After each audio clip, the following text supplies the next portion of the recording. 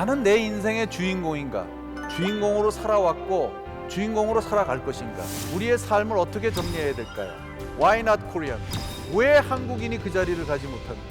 더 성숙해서 빨리 글로벌 무대에서 주인공이 되라.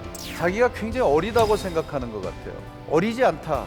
글로벌 기업의 CEO들, 총수들은 40대 중반이면 이미 그러한 자리에 가기 때문입니다. 폭발적인 강소국이 아니라 강대국이 되리라고 생각합니다. 우리가 인생을 살아가는데 가장 큰 자산이 무엇일까요? 돈일까요? 명예? 권력? 저는 뭐니 해도 인생을 살아가는데 가장 중요한 첫째 자산은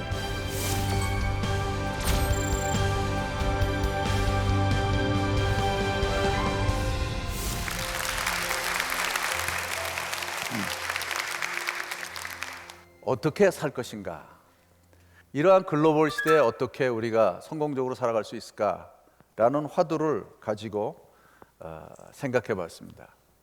그래서 저는 오늘의 이야기를 동양 고전에 나오는 그 장자의 추수편을 가지고 세 가지 고사를 인용하면서 오늘의 이야기를 시작하고자 합니다.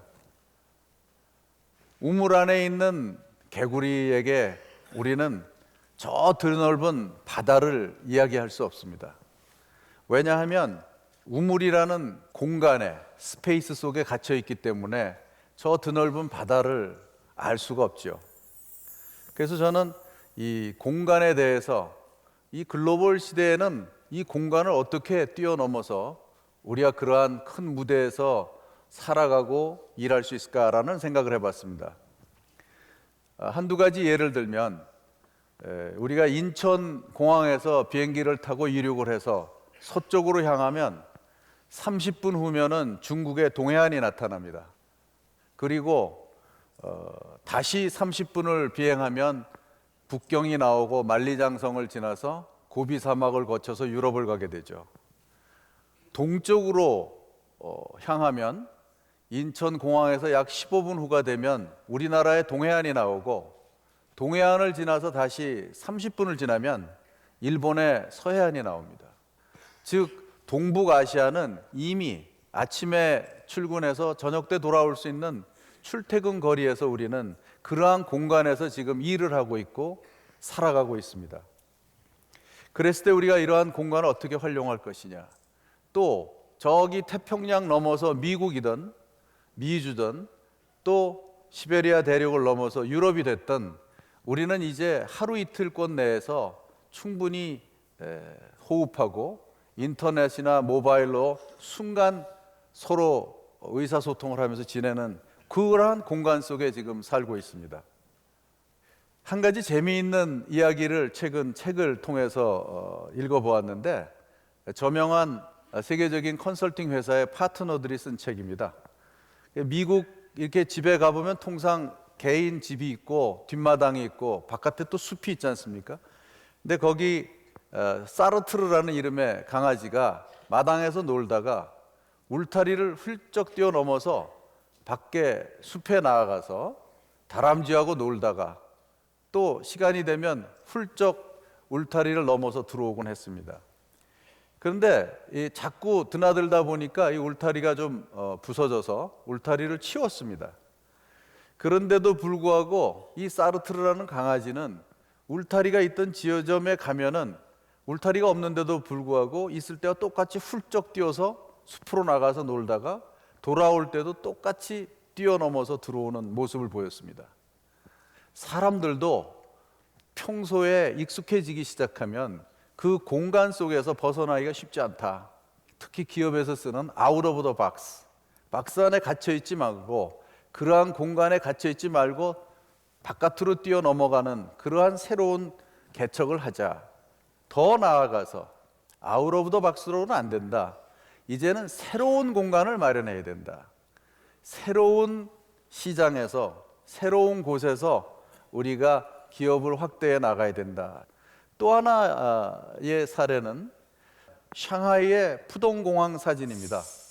푸동공항은 국제공항으로서 굉장히 크기 때문에 게이트가 아주 멀리 있죠.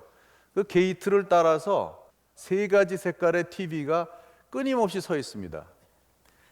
파란색의 삼성, 빨간색의 LG, 그리고 핑크색의 하이엘. 참 자랑스럽습니다. 우리나라 제품이 중국의 심장부인 샹하이에 가장 중요한 공항에 진열되어 있다는 것은 자랑스럽죠. 그러나 한편으로는 얼마 동안 우리의 제품이 이 공항에 진열되어 있을까라는 생각을 하곤 합니다. 왜냐하면 타임스퀘어에 아주 아름다운 네온 사인 광고가 많이 있습니다. 근데 그 자리에 20년 전에는 거의 다가 소니, 파나소닉 내셔널, 히다치, 도시바 이런 일본 기업의 광고가 끊임없이 있었습니다. 자, 과연 푸동공항의 이 자리를 우리가 변함없이 영원히 차지하고 있을 수 있을 것인가? 중국이 몰려오고 있고 신생 국가들이 경쟁으로 들어오고 있는데 우리는 어떻게 과연 이 자리를 지켜나갈 것인가? 라는 생각을 하면서 이 사진을 찍어봤습니다. 우리가 지금 우리나라라는 공간에 머물러 있다면 이러한 대단한 도전에 직면해서 앞으로 우리 미래가 쉽지 않을 것입니다. 두 번째 고사의 예는 여름벌레에게 겨울에 있는 얼음을 이야기할 수 없습니다. 왜냐하면 시간이라는 경계 속에 갇혀 있기 때문에 여름에 태어났다 여름에 죽는 벌레에게 겨울의 얼음 이야기를 할 수가 없죠. 시간이라는 경계 속에 갇혀 있기 때문에. 그런데 저는 이 시간에 관한 이야기를 하면서 두 가지 용어를 한번 만들어 봤습니다. 하나는 젊은 세대에게, 하나는 은퇴를 앞두고 있거나 은퇴해서 제2의 인생을 살고 있는 우리 세대에게 필요한 시간적 개념이 무엇인가를 이야기하고자 합니다. 첫째는 젊은 세대에 관한 이야기입니다. 이 젊은 세대에게 우리가 이렇게 들여다보면은 남자 직원의 경우 대학을 졸업하고 군대 갔다 오면 한 26, 7, 8살이 됩니다.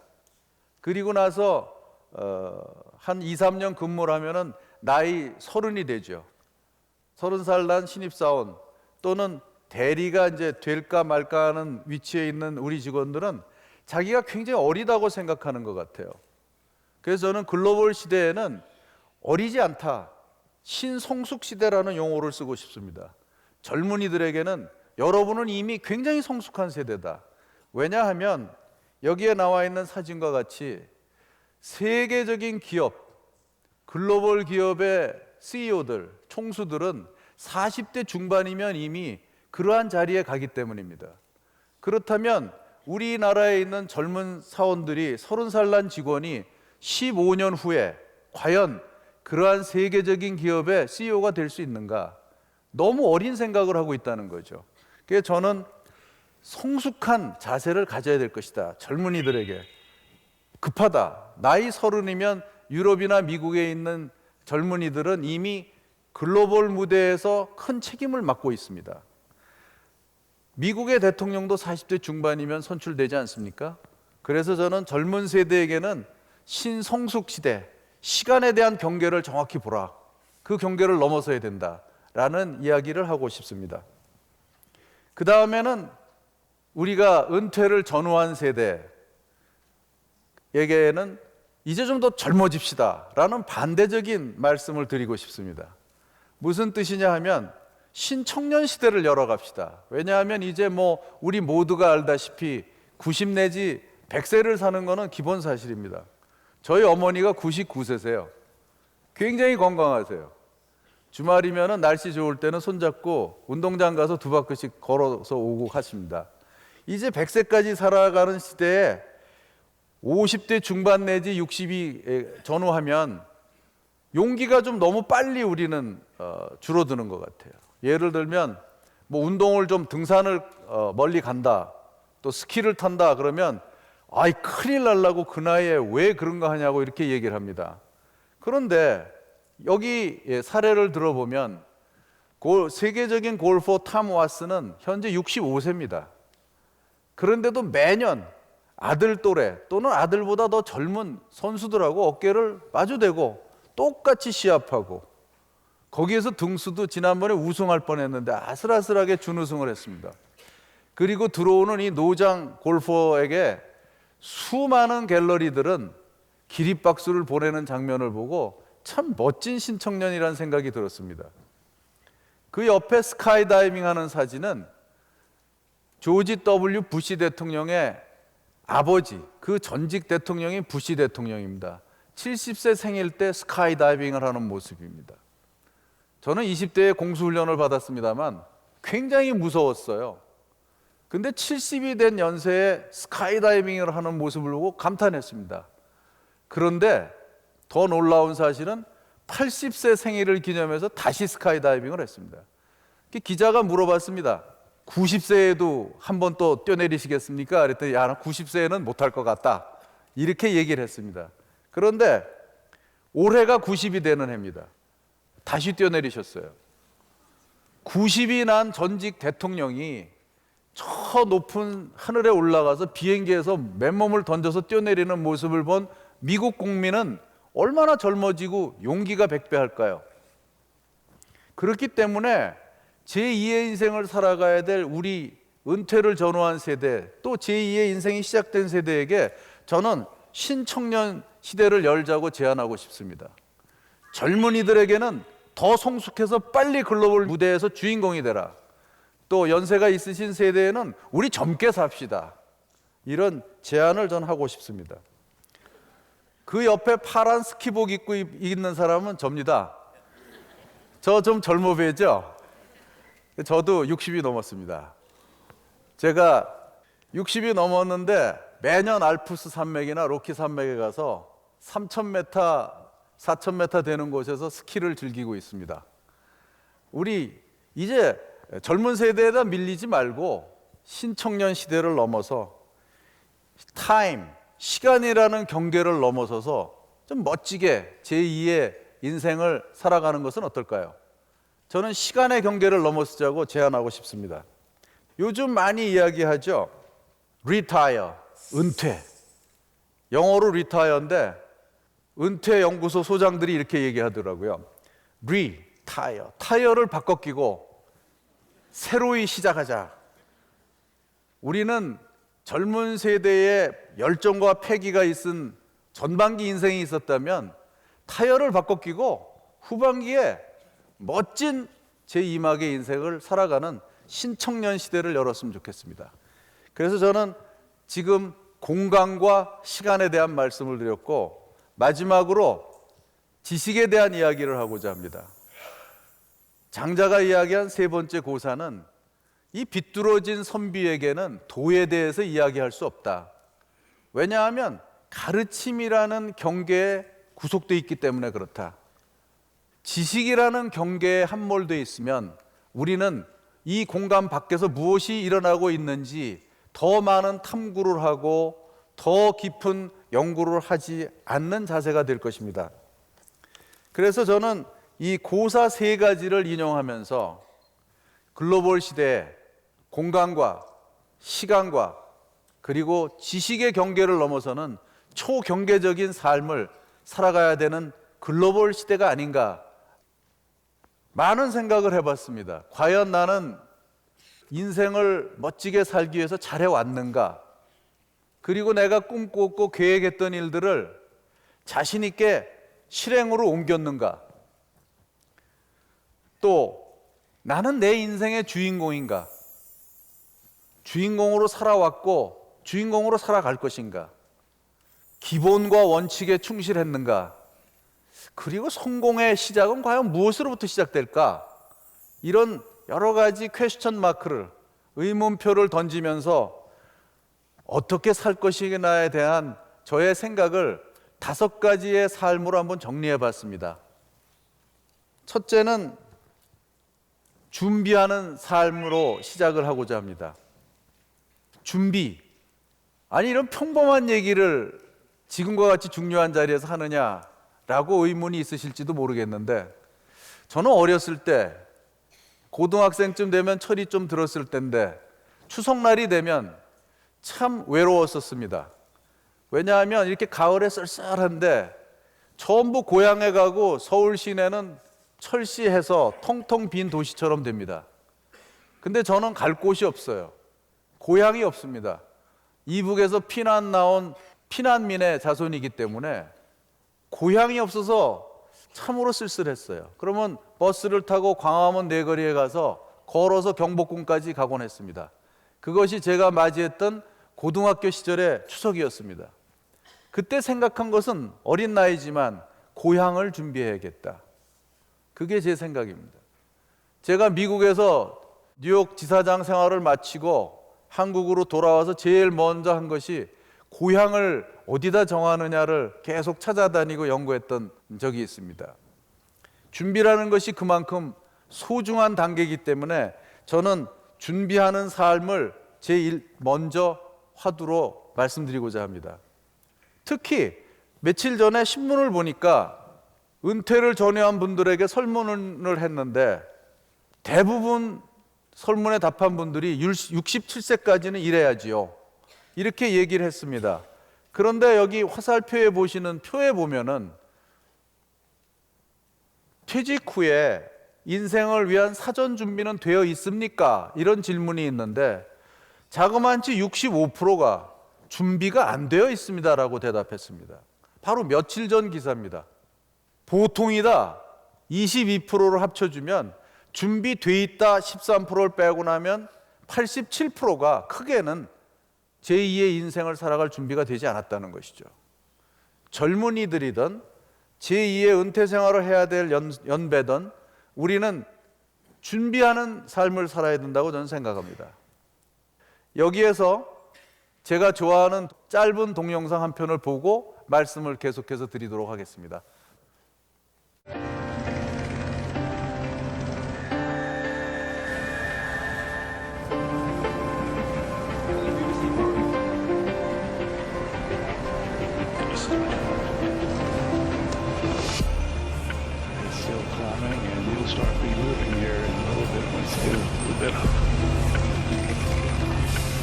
Release. If you're scared, walk away. 'Cause there's no need to feel ashamed. Yeah, we all feel the same. Whoa, where's your passion? Where's your fire today?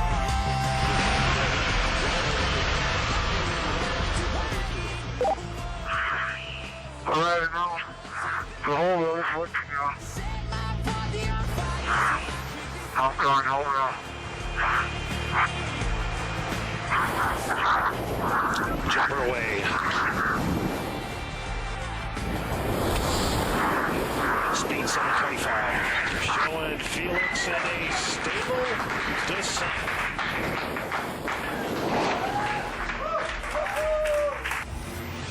And Felix is back to road safely, the new world record holder.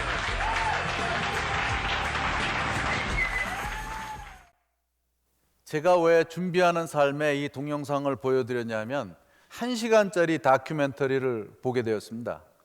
근데 이 준비하는 과정이 정말 대단하다는 생각이 들었습니다. 이 준비 과정이야말로 우리가 아주 불확실한 인생을 살아가는데 그러한 준비가 필요하지 않을까라는 생각이 들게 했습니다.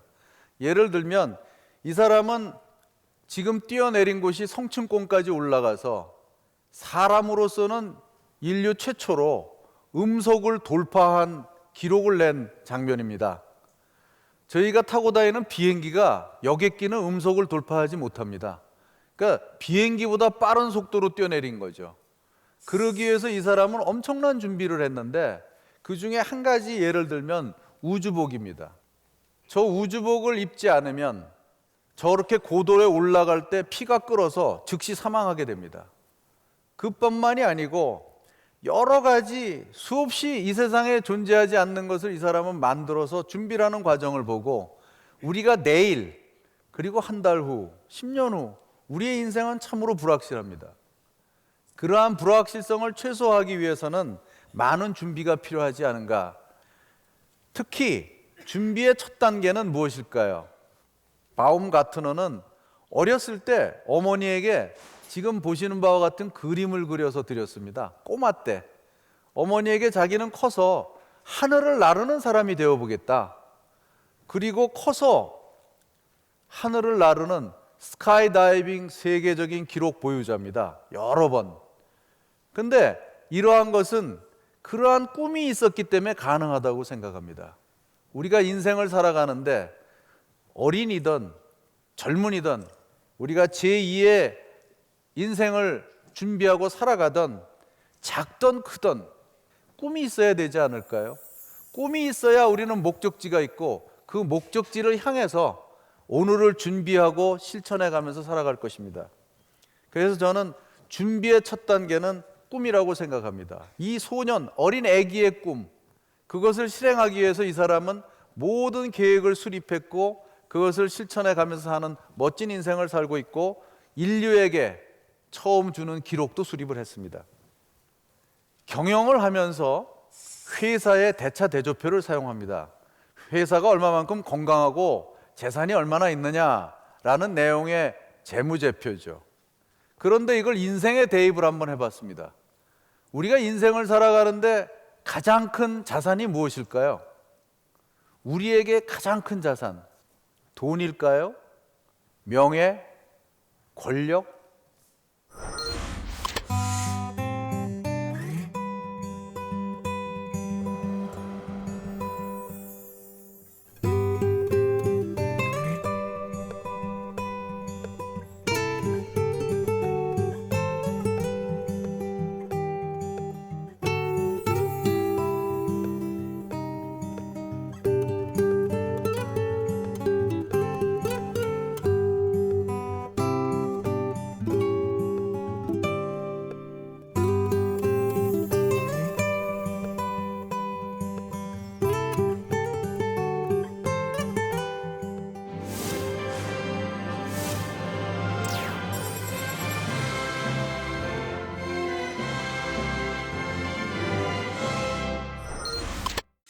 돈일까요?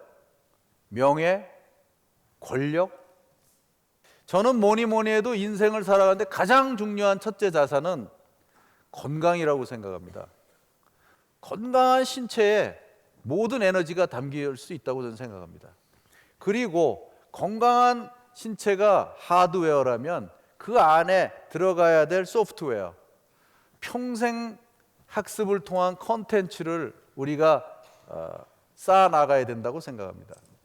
왜 이렇게 평범한 얘기를 하냐 하면 나이는 40이고 50인데 그 사람은 성장이 40인 사람은 30살에 50인 사람은 40살에 멈춰진 임직원을 많이 발견하곤 합니다. 왜 그럴까요? 학습을 하지 않기 때문에 그렇습니다. 끊임없는 평생 학습을 해야만 성장 발전을 하지 그렇지 않은 사람의 경우는 저는 오랜 기간의 경영자 생활을 통해서 성장이 멈추는 것을 봤습니다. 작던 크던 매일매일 조금씩 우리가 공부해 나아간다면 이런 건강한 신체에 그러한 좋은 콘텐츠를 안았을 때 인생은 풍요해질 것이라고 생각합니다. 덴마크, 스웨덴, 노르웨이가 있는 스칸디나비아 반도에 가보면 모든 국민들이 너나를 막론하고 2개국어 내지 3개국어의 외국어를 자유롭게 합니다. 택시를 타던 음식점을 가던 어딜 가던 하죠. 또 베넬룩스 3국, 벨지움, 네덜란드, 룩셈부르크 그 세 나라 조그만 나라들이지만 강소국들이죠. 정말 잘 사는 나라입니다. 세계에서 가장 잘 사는 나라입니다. 1인당 국민 생산성이 제일 높습니다. 또 스위스도 마찬가지입니다. 적어도 스위스는 한 3, 4개국어를 하죠. 제가 우리 이렇게 학습을 통해서 한 가지 제안하겠습니다. 10년 후 내지 20년 후에 대한민국의 우리 한국인들이 2개국어 내지 3개국어의 외국어를 할 수 있다면 우리 국력은 어떻게 될까요? 폭발적인 강소국이 아니라 강대국이 되리라고 생각합니다. 우리 한번 공부를 오늘부터라도 시작해 보죠. 오늘이 우리 인생에서 가장 젊은 날 아니겠습니까? 저는 평생 학습을 같이 했던 친구가 같이 하고 있는 친구가 있습니다. 40년 직인데 둘이서 경쟁적으로 공부를 했어요. 하루는 제 사무실, 일주일에 2번 하는데 하루는 친구 사무실. 일어를 10년을 같이 했고 중국어를 8년을 같이 했습니다.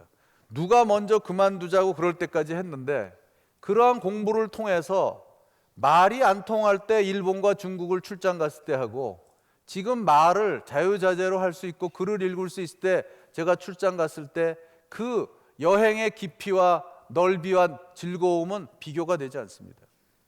지금부터라도 어려운 언어 아니더라도 그냥 의사소통, 어린 애기들이 의사소통 다 하지 않습니까? 초등학생만 되면 다 합니다.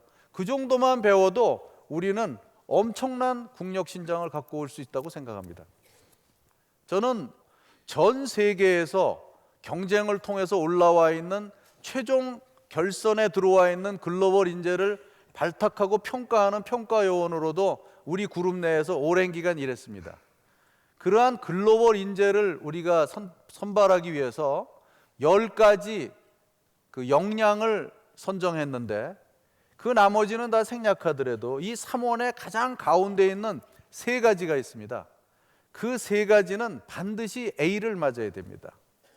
다른 게 전부 수를 맞았더라도 요 가운데 있는 게 하나라도 우가 나오고 양이 나오면 이 사람은 글로벌 인재로 선발되지 못합니다. 그 내용이 뭐냐 하면 좀 더 확대해서 보여드리면요, 딱 한 가지만 말씀드리겠습니다. 그 중에 그 3가지 중에 하나가 Communicating effectively, 효과적인 의사소통입니다. 의사소통을 효과적으로 하지 못하는 사람은 다른 걸 아무리 잘해도 글로벌 인재로 발탁하지 않았습니다. 우리 한국인이 아무리 우수해도 글로벌 시대에 옆나라 글로벌 무대와 의사소통이 안 된다면 효과적인 인생, 삶을 살기가 쉽지 않고 효과적인 기업 경영 또한 어렵다고 생각합니다. 그래서 저는 조금 전에 한국인이 10년 후, 20년 후 천천히 서두르지 않고라도 그러한 의사소통을 할 수 있는 나라가 된다면 세계에 우뚝 서는 나라가 될 수 있고 인생 또한 여행도 즐겁게 할 수 있고 사업도 멋지게 할 수 있다는 것을 제안했습니다. 준비하는 삶의 마지막 단계는 꿈을 조그맣게라도 기업에 있는 비전 스테이트먼트처럼 자기 몇 년 후의 비전을 한번 만들어 놓는다면 참 도움이 된다. 그래서 저는 한 10여 년 전에 제가 만들어 놓고 매년 조금씩 고쳐보는데 사회에서 성공한 기업가로서 주위와 더불어 살고 그리고 사랑받으며 예술과 스포츠를 즐기는 문화인이 되고 싶다. 이렇게 한번 만들어 봤습니다. 참고가 많이 되고 또 새해가 되면 좀 더 바꿔보고요. 이렇게 준비하면서 삶을 살아가고 있다고 생각합니다. 마지막으로 준비하는 삶의 마지막 단계는 플랜 B입니다. 즉 예비군을 항상 준비해야 된다는 것이죠. 아까 말씀드린 건강, 평생학습 이러한 준비를 매일매일 해야 된다고 생각합니다. 두 번째는 실행하는 삶에 대해서 이야기하고 싶습니다. 준비하고 큰 꿈이 있지만 실행하지 않는다면 결코 우리가 원하는 삶을 살 수 없다고 생각합니다. 지난 5년 동안 월요일 날 새벽 5시 반에 모여서 CEO 3, 40분이 동양고전 공부를 매주 6시부터 8시까지 정말 새벽 기도하듯이 했는데 5년 동안 공부하고 나서 가만히 생각해 보니까 내용이 어렵거나 이해가 잘 안 되는 부분은 없었습니다. 단지 한 가지 딱 교훈을 지금 갖게 된 것은 실행을 하느냐 못하느냐의 차이였습니다. 아무리 공부를 많이 하고 아무리 꿈이 좋고 준비를 잘해도 실행하지 못한다면 의미 없는 삶이라고 생각합니다. 연초가 되면 누구나 새해 계획을 열심히 하죠. 그리고 한두 달 지나면 조금 잊어버렸다가 여름쯤 되면 다 잊어버립니다. 연말에는 무슨 계획 생겼는지 기억도 잘 안 나죠. 제가 젊은 청년 장교 시절에 조그마한 책방에서 영어 공부할 겸 책방을 들렸더니 아주 작은 문고판 책이었어요. 지미 카터 대통령의 자서전입니다. 아주 짧은 책인데 거기 내용인즉슨 지미 카터 대통령은 해군 사관학교를 졸업하고 해군 대위 시절에 미국에서 핵 잠수함 프로그램이 시작됐습니다. 그때 그러한 잠수함 요원이 되기 위해서 지원을 했는데 면접을 하는 과정입니다. 앞에 면접관이 있습니다. 이름이 레코버 대령이었어요. 레코버 대령이 물어봤습니다. 카터 대위, 귀가는 사관생도 시절에 공부를 잘 했는가? Yes, sir. 열심히 했습니다. 그렇다면 최선을 다 했는가? 그러니까 자기는 성적도 좋았고 그랬기 때문에 Yes, sir. 그렇게 대답했습니다. 그리고 대답하고 가만히 생각하니까 항상 최선을 다한 것 같진 않아서 우물우물하다가 말을 바꿨습니다. 항상 최선을 다한 것 같진 않습니다. 이렇게 얘기를 하니까 레코버 대령이 물어봤습니다. Why not the best? 왜 최선을 다하지 않았는가? 그 한마디의 질문이 카터 대통령의 가슴에 항상 남아 있었다고 얘기했습니다. 평생을 나는 최선을 다할 것이다. 그 질문을 안고 노력한 결과 조지아주의 주지사를 거쳐서 미국의 대통령까지, 대통령 직무를 마친 이후에 올해 90이 된 연세에도 불구하고 전 세계를 다니면서 인류를 위해서 훌륭한 일을 하고 있습니다. 최선을 다하는 삶, 최선을 다해서 실행하는 삶은 후회가 없으리라고 생각합니다. 자기가 꿈꾸고 원했던 것을 달성하든 못하든 최선을 다했기 때문에 후회가 없을 것이라고 생각합니다. 이제 다시 저는 실무는 대표이사에게 물려주고 이제 회장으로 앉으면서 제2의 인생을 준비하고 있습니다. 저는 또다시 아주 조그만 회사를 한 두세 개 만들어서 제가 좋아하는 일을 하려고 합니다. 이미 준비에 착수했는데 이렇게 도전하고 실행하면서 살아보면 그 인생도 참 멋진 인생이 아닌가 이런 생각을 해봅니다. 실행은 참 쉽지가 않죠. 아까 말씀드렸듯이 마음먹었던 것이 용두사미가 되고 또 며칠 지나면 작심삼일이 됩니다. 고전을 공부하면서 두 가지 단어가 생각나는데 중령에 나오는 능구의 개념입니다. 뭐 아주 쉽게 실천을 지속적으로 하는 게 능구입니다. 작심삼일 돼서 잊어버렸으면 또 시작하고 하는 거죠. 이런 능구의 정신으로 우리가 임한다면 계속 실천이 되지 않겠는가 이런 생각이 들고, 기천정신입니다. 남이 한 번에 하면 나는 100번에 하고, 남이 10번에 그 일을 해낸다면 나는 1000번이 걸리더라도 해내겠다. 이런 사례는 주위에 요즘 많이 있습니다. 특히 젊은이들에게 많이 배울 수 있다고 생각합니다. 김연아 선수가 올림픽에서 금메달을 땄는데 얼음판에 엉덩방아를 수천 번 찢지 않았겠습니까? 그 어린 소녀가 그런 노력을 하는데 소년제가 금메달을 따기 위해서 그 매트에 얼마나 많이 구르고 넘어지고 했을까요? 야구 선수들 그 세계적인 무대에서 볼을 던지기 위해서 얼마나 많은 볼을 던졌을까요? 어깨도 수없이 빠졌을 겁니다. 이런 기천정신, 능구의 정신으로 실행해낸다면 우리의 삶은 반드시 성공에 이르리라고 생각합니다. 세 번째는 주인공이 되는 삶입니다. 우리 모두는 우리 인생의 주인공인가요? 이런 생각을 자문하게 됩니다. 주인공이 되기 위해서 가장 중요한 성공 요인은 무엇일까요?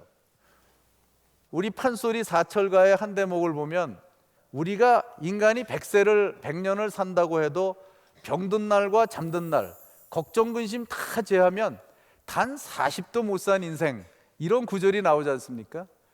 그 짧은 인생에 우리 주인공으로 살아야 된다고 생각합니다. 주인공이 되기 위해서 가장 중요한 요인은 무엇일까요? 저는 각자의 가치관이 정립되어야 된다고 생각합니다. 즉, 가치관을 갖고 있을 때 자기는 자기 인생의, 자기 삶의 주인공으로 살아갈 수 있다고 생각합니다. 한 가지 사례를 보면, 제가 가끔 대학에 특강을 나가는데 물어보죠. 여기 있는 대학생 여러분들 중에 고등학교 때 교훈 생각나는 사람 얘기해 보세요 하면 거의 없습니다. 자기가 다녔던 고등학교 교훈을 몰라요. 지금 다니고 있는 대학의 교육 이념이 뭔지 얘기해 보세요. 그렇게 하면 아무도 대답 못합니다. 거의 대답 듣지 못했어요. 한 1% 정도의 학생이 합니다. 왜 그럴까요? 우리 젊은 임직원들하고 이야기해 보면 살기가 힘들대요. 그 왜 힘드냐? 그러면 사교육비가 많이 들어가서 살기가 힘들답니다. 맞는 이야기죠. 그럼 사교육은 왜 시키냐? 옆에 다 시키기 때문에 나만 안 시키면 우리 애만 뒤떨어집니다. 이게 답입니다. 대부분의 젊은이들이 그렇게 대답합니다. 인생을 주인공으로 살고 있는 것인가요? 남이 하기 때문에 나도 꼭 해야겠다. 제가 볼 땐 주인공이 아니라고 생각합니다. 그것이 지나서 대학에 가서 요즘 여러분이 가장 중요하게 생각하는 것은 무엇이냐, 가장 고민거리는 무엇이냐 이렇게 물어보면 전부 취업이라고 얘기합니다. 대학교가 취업 학원인가요? 대학교에서는 운동도 하고 공부도 열심히 해보고 여자친구 남자친구하고 낭만도 한번 누려보고 꿈도 키워보고 뭐 이렇게 해야 되는 것이 이 캠퍼스의 멋진 그 생활이 아닐까 생각합니다. 그런데 우리가 입시와 취업에 올인한다면 우리나라를 이끌어갈 큰 리더와 인물이 나올 수 있을까요?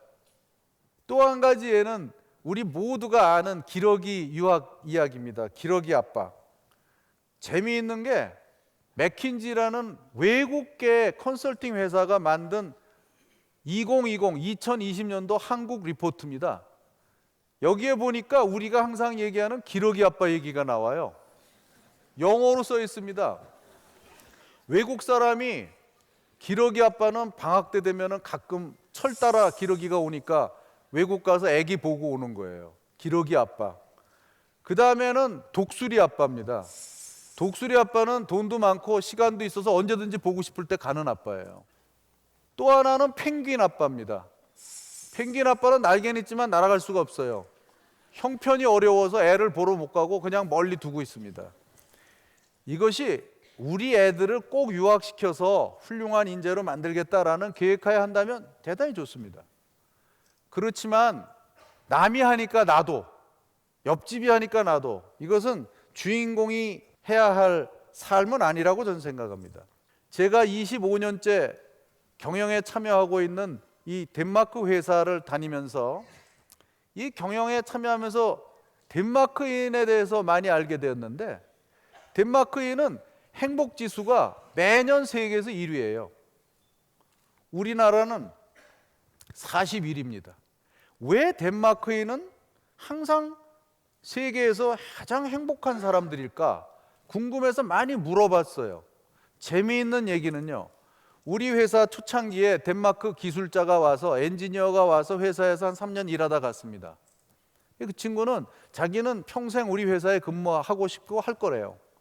그런데 자기는 임원은 되고 싶지 않답니다. 왜 그러냐?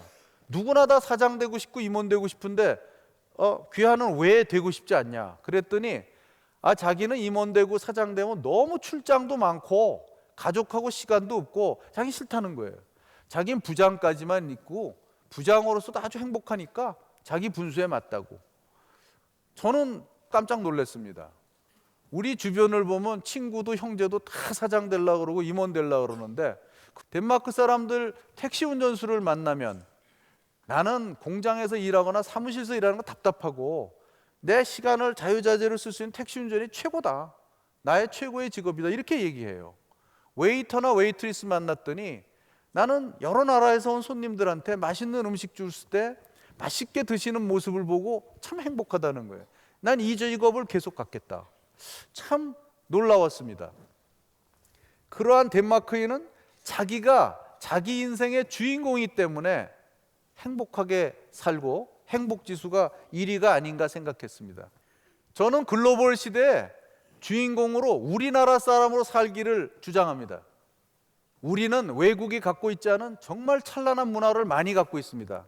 외국에 여행을 하게 되면 많은 비교를 할 수가 있죠. 조선왕조실록, 그러한 기록 문화는 우리 모두 알다시피 중국도 일본도 미국도 유럽도 없습니다. 훈민정음 해례본, 전 세계에 하나밖에 없는 언어 해설서입니다. 영어도 라틴어도 누구도 갖고 있지 못합니다. 유네스코 문화유산입니다. 이런 멋진 찬란한 문화를 갖고 있는 우리가 이 글로벌 시대의 주인공으로 살아가야 된다고 저는 생각합니다. 또 나아가서 그러한 찬란한 문화를 바탕으로 품격을 갖춘 한국인이 되어야 된다고 생각합니다.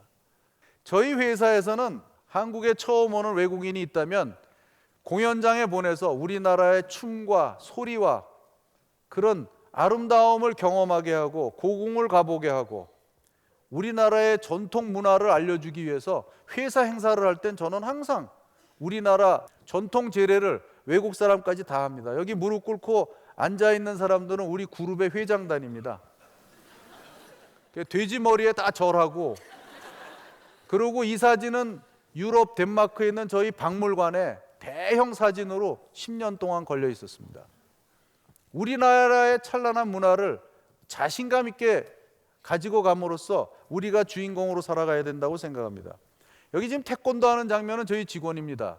저희는 4년에 한 번씩 60개국 임직원이 모여서 덴마크에서 올림픽을 합니다. 마지막 폐회식 때 2,000명이 보는 앞에서 태권도 시범을 하는 장면입니다. 우리 문화에 감탄을 하게 만드는 거죠. 한 가지 중요한 말씀을 드리고 싶은데, 맨 왼쪽에 있는 사람은 일본 자동차 회사 닛산의 CEO입니다. 일본 사람이 아니고 닛산의 회장이 유럽 사람입니다. 가운데는 우리 모두가 아는 소니, 일본의 그 유명한 소니라는 회사의 회장이 전 회장이죠. 영국계 미국인입니다. 맨 오른쪽은 우리가 매일 마시는 펩시콜라의 사장인데, 회장인데, 그 CEO는 인디라 누이라는 유명한 인도 여자입니다. 자, 자기 나라 사람이 지금 CEO하고 회장하고 있습니까? 우리는 지금 글로벌 시대에 살고 있습니다. 저는 제안하고 싶습니다. Why not Korean? 왜 한국인이 그 자리를 가지 못하는가? 저는 젊은 대학생들에게, 젊은이들에게 글로벌 무대에 나아가서 저렇게 넓게 펼쳐져 있는 수많은 일자리를 우리가 차지해야 된다고 얘기합니다. 왜 다른 나라 사람이 차지하는데 우리나라 사람이 그것을 양보할 이유가 없죠. 한국에서 직원으로 커서 여러 나라의 사장으로 이미 파견되어 있습니다. 세계적인 기업에. 우리가 이렇게 글로벌 무대에 주인공이 되는 그런 삶을 살아가야 된다고 생각합니다. 다음에는 기본과 원칙을 중시하는 삶을 정리해 봤습니다. 기본과 원칙을 우리가 지키면 두 가지 좋은 점이 있는 것 같습니다. 첫째는 원칙과 기본을 지키면 삶이 여유로워지는 것 같아요. 여유로운 삶. 그리고 기본과 원칙을 지키면 안전한 삶을 살 수 있습니다. 요즘 우리가 안전 문제, 하여튼 지난 10년, 20년 얼마나 우리에게 스트레스가 있습니다. 눈만 뜨면 안전에 관한 이야기인데, 기본과 원칙을 지키는 삶이 바탕에 깔려 있다면 이런 문제는 사라질 것입니다. 예를 들면 밀라노, 이태리의 밀라노를 가면 정말 아름다운 성당이 있습니다. 밀라노 대성당이죠. 두오모. 대리석으로 진 이 건물은 건물이 완공될 때까지 400년이 걸렸습니다. 400년 동안 기본과 원칙에 입각해서 지었기 때문에 인류를 위한 정말 아름다운 문화유산이 됐습니다. 그리고 지금도 조금씩 더 붙여나가고 있습니다. 조각등은. 우리가 대역사를 만들 때 내 임기 동안 다 마쳐야겠다. 우리 정부 임기 동안 다 해야겠다. 내가 회장하는 동안 이거 다 해야 돼. 이런 자세보다는 기본과 원칙을 중시해서 내가 여기까지 철저히 했으면 그 다음 세대가 하면 되는 거지. 이렇게 여유롭지 못하게 서둘러 한다면 항상 사고 왕국의 오명을 벗지 못할 것입니다. 또 하나 세계적인 건축가 가우디의 작품, 100년 이상 지금 짓고 있는 스페인의 바르셀로나에 있는 성가족 성당입니다.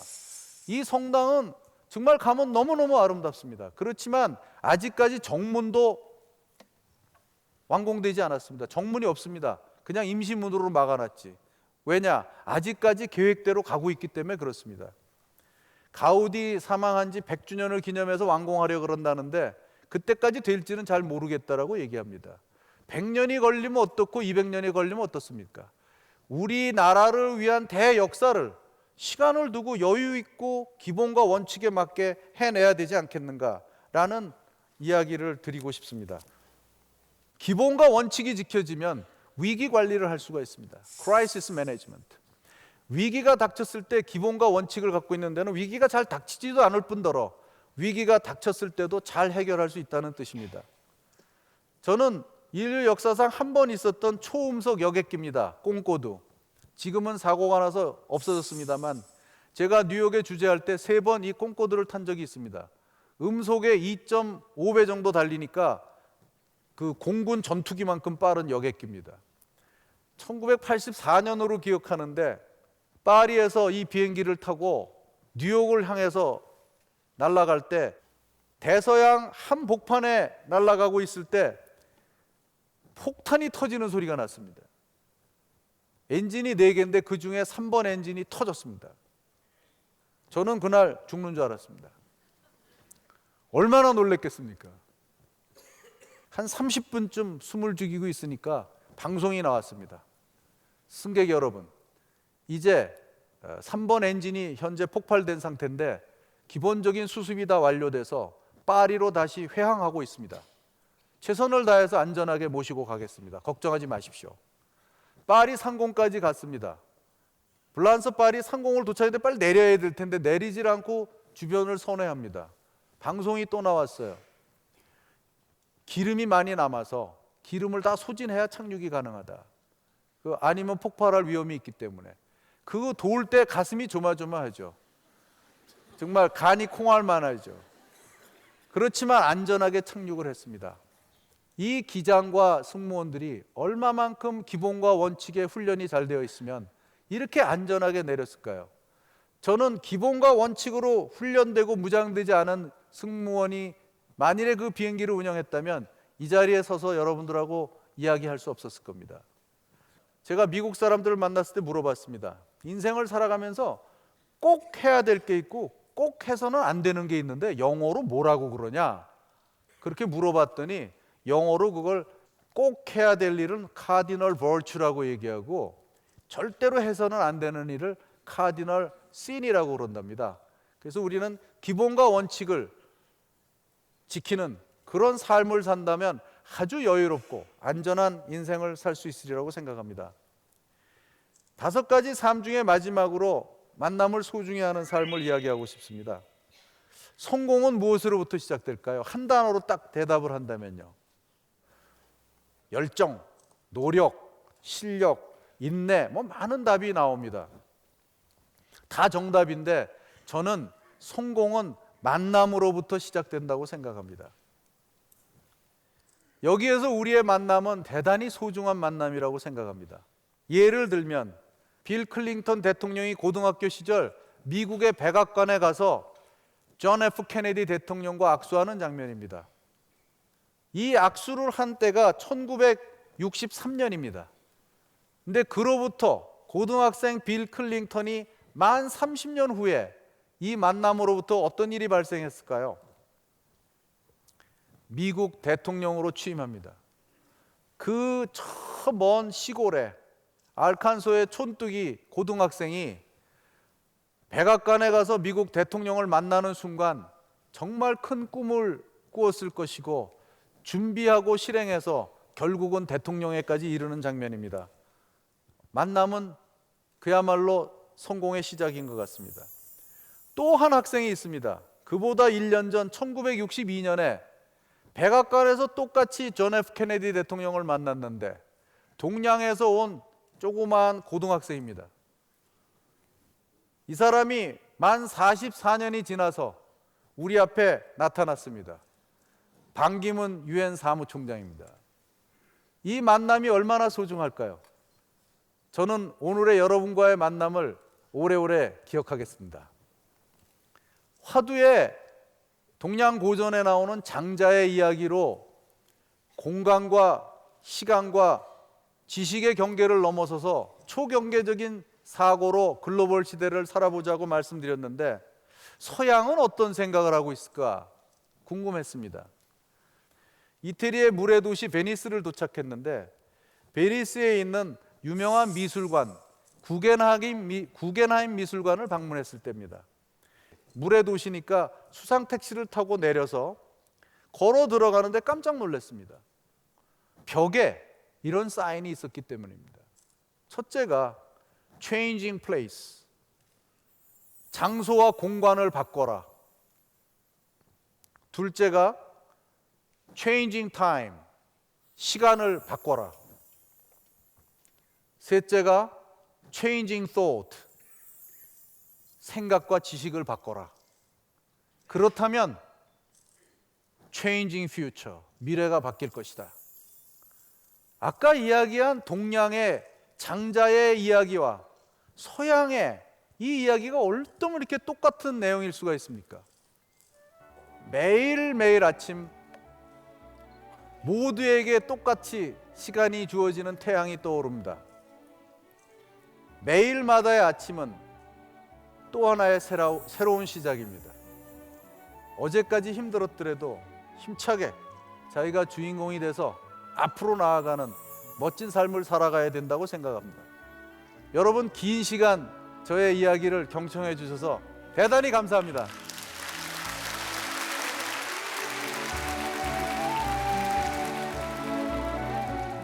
분륜이 들어가면 재미없을 수가 없죠.